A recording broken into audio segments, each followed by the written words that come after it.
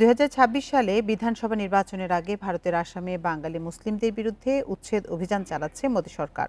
অবৈধ বাংলাদেশি অনুপ্রবেশকারী আখ্যা দিয়ে বুলডোজারের মাধ্যমে গুড়িয়ে দেওয়া হচ্ছে তাদের ঘরবাড়ি। তবে বাস্তুচ্যুতরা বলছেন, ভারতীয় নাগরিকত্বের প্রয়োজনীয় সব নথি তাদের কাছে রয়েছে। আসামের গোয়ালপাড়া শহর এটি। মোদী সরকারের ধারাবাহিক উচ্ছেদ অভিযানে বাস্তুচ্যুত হয়ে পড়েছে এখানকার হাজারো মুসলিম পরিবার। রাজ্য সরকারের তথ্য অনুসারে জুনে আসাম জুড়ে 5টি উচ্ছেদ অভিযানে প্রায় 3400 বাঙালি মুসলিম বাড়ি বুলডোজার দিয়ে গুড়িয়ে দেওয়া হয়েছে। তারা আমাদের ঘরবাড়ি ভেঙে ফেলেছে। পরে আমরা এই ক্যাম্পে আশ্রয় নিয়েছি। সরকার বা প্রশাসনের কেউ আমাদের সাথে দেখা করতে আসেনি। আমাদের কাছে পর্যাপ্ত খাবার নেই, পানি নেই।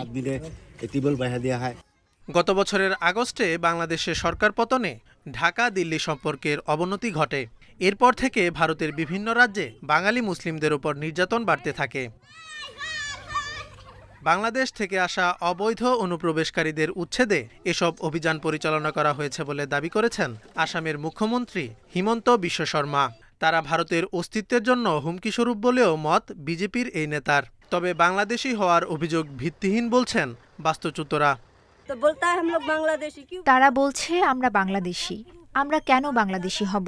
আমাদের কাছে সব প্রমাণ আছে। বাবা, দাদা, কাকাদের নাগরিকত্বের প্রমাণ আছে। পুরনো সব নথি আছে।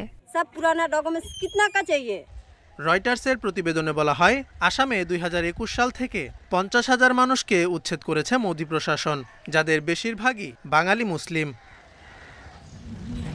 Zobayer Hossain, independent news.